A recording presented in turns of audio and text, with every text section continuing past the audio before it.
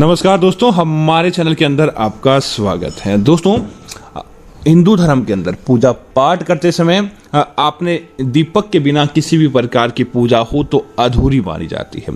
भगवान की पूजा के अंदर दीपक आदि जलाए जाते हैं और दीपक के माध्यम से भगवान की आरती की जाती है, तभी हमारी पूजा सार्थक मानी जाती है।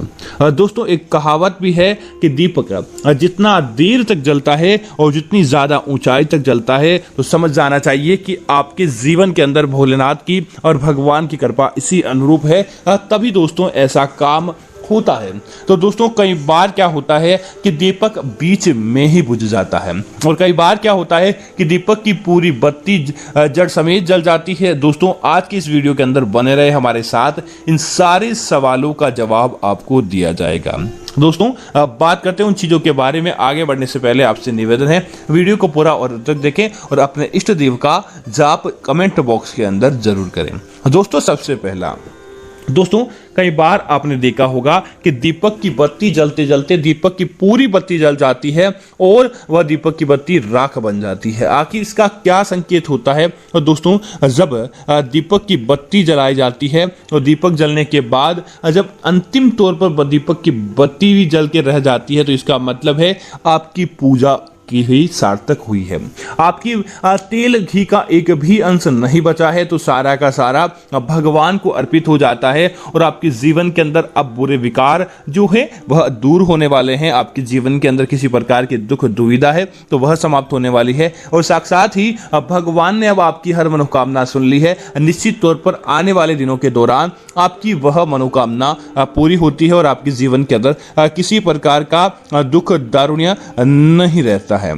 दोस्तों, इसी के साथ ही अगर दूसरी चीज की बात करें, और कई बार क्या होता है कि दीपक जलाने के बाद बार बार बुझने लगता है। दीपक की लो बुझ जाती है, घी तेल ऐसे ही ऐसे रह जाता है, लेकिन दीपक बिना हवा के झोंके से ही बुझ जाता है। तो दोस्तों, इसका मतलब है कि आपकी किसी न किसी प्रकार की आपसे चूक हुई है, हवा भी नहीं है, दीपक बुझ रहा है। तो इसका मतलब है कि आपने या तो पूजा के अंदर किसी प्रकार की चूक की है, या सच्चे मन के साथ आपका पूजा में मन नहीं लग रहा है, या फिर आपने भगवान से कुछ इस प्रकार से मांगा है जिससे दूसरे व्यक्ति को किसी प्रकार की हानि देखने को मिली है। तो तुरंत आप सात्विक हो जाएं, अपने हाथों को या कानों को सच्चे गंगा जल के साथ आप धोएं और उसके बाद भगवान से किसी प्रकार की माफी है तो आप मांग ले कि मेरे किसी कारण से किसी गलती हुई है तो हे भगवान मुझे क्षमा करें। ऐसी माफी मांगने के बाद दीपक को जलाएं। दोस्तों, उसके बाद दीपक बीच में नहीं बुझता है और दीपक अपनी रिदम के साथ जलने लगता है। तो दोस्तों, कई बार क्या होता है कि दीपक की लो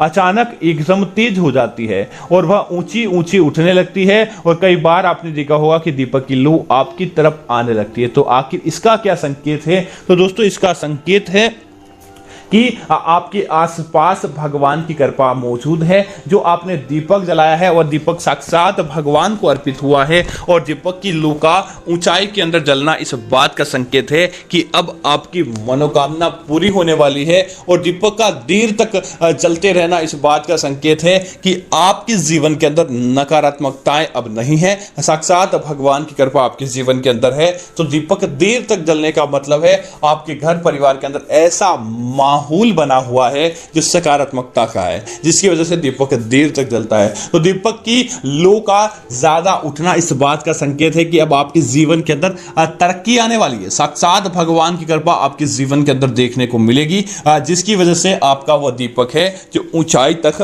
जलने लगता है, जो आपके जीवन को ऊंचाइयों तक पहुंचाने का संकेत माना जाता है। तो दोस्तों, कई भक्त हमें कमेंट करते हैं कि बची हुई बाती का क्या करें, पूजा के अंदर जो सामान बच जाता है उसका क्या करें। तो दोस्तों, आपको क्या करना चाहिए कि बची हुई बाती या पूजा का जो सामान बचता है उसे आप इकट्ठा कर लें, एक किसी भी बर्तन आदि के अंदर डालकर रख लें। जब ज्यादा इकट्ठा हो जाए तब उसे आप जाकर किसी नदी, तालाब या जल बहते हुए पानी के अंदर आप प्रवाहित कर दें, या फिर आप किसी पीपल के नीचे डालकर आ जाएं, या फिर जमीन के अंदर गड्ढा खोदकर दबा दें। आप इसे घर के कचरे में आपको ऐसे ही नहीं फेंकना चाहिए। इस बात का आपको जरूर ध्यान रखना चाहिए ताकि पूजा की सामग्री सही जगह जगह पर जाएं और भगवान के क्रोध का आपको सामना नहीं करना पड़ता है। तो उम्मीद है जानकारी आपको अच्छी लगी होगी। ऐसी अन्य जानकारी देखने के लिए कृपया सबसे पहले आप हमारे इस चैनल को सब्सक्राइब करें और साथ ही साथ वीडियो को लाइक और शेयर करना ना भूलें, ताकि इस प्रकार की जानकारी आपको मिलती रहेगी। धन्यवाद मित्रों। जय श्री राम मित्रों।